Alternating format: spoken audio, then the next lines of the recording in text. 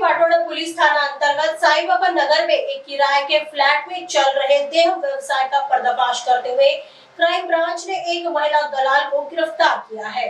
सामाजिक सुरक्षा विभाग की टीम को गुप्त सूचना मिली कि वाटोड़ा हद में साईं बाबा नगर स्थित एक किराए के फ्लैट में देह व्यवसाय का धंधा एक दंपत्ति चला रहे हैं। इसी सूचना के आधार पर पुलिस ने बोगस ग्राहक भेजकर इस अवैध अड्डे का पर्दाफाश किया है। बताया जा रहा है कि महिला इसके पहले भी देह व्यवसाय और ड्रग्स तस्करी जैसे धंधों में लिप्त है। पुलिस ने इस महिला से 2 पीड़ित युवतियों को रेस्क्यू किया है। पुलिस ने आरोपी महिला नूतन कालसर्पे को मौके पर ही गिरफ्तार किया है और उसके साथ 2 पीड़ित युवतियों को छुड़वाया गया। बताया जा रहा है कि इस मामले में महिला का पति सचिन कालसर्पे इस धंधे में शामिल था और उसने ही ओडिशा और हरिद्वार से दोनों युवतियों को नागपुर बुलाया था।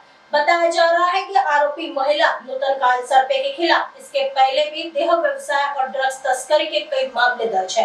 इस छापामार कार्रवाई के बाद आरोपी सचिन को भनक लगते ही आरोपी सचिन फरार हो गया, जिसकी तलाश पुलिस कर रही है। सामाजिक सुरक्षा विभाग गुन्हे शाखा नागपूर शहर आमचं हे जे गुन्हे शाखेचा विभाग याला माहिती मिळाली होती की खरबी रोड वाटोदा पोलीस स्टेशनच्या हद्दीमध्ये साईबाबा नगर आहे। तिथे एका फ्लॅटमध्ये अनैतिक मानवी व्यापार अंतर्गत जे आपण गुन्हे दाखल करतो पिटा अंतर्गत, तर तशा प्रकार त्या ठिकाणी सुरू आहे। त्यामुळे पंचासह आमची जी सामाजिक सुरक्षा विभागाची जी टीम आहे त्या टीमने त्या ठिकाणी जाऊन छापा घातला असता त्या ठिकाणी सदर तशी घटना घडत असल्याचं निदर्शनास आलेलं आहे। त्याच्यावरून त्या ठिकाणी जो मुख्य आरोपी होता नूतन काळसर्पे याला ताब्यात घेण्यात आलेला आहे आणि त्याच्यामधला एक आरोपी अजून वॉन्टेड आहे। त्याचबरोबर त्या ठिकाणी 2 पीडित ज्या महिला होत्या त्यांना सुद्धा आपण हे करून त्यांच्यावर सुद्धा पुढील कारवाई करण्यात आलेली आहे। त्याच्या साधारण त्या ठिकाणी 28,000चा मुद्देमाल जप्त झालेला आहे।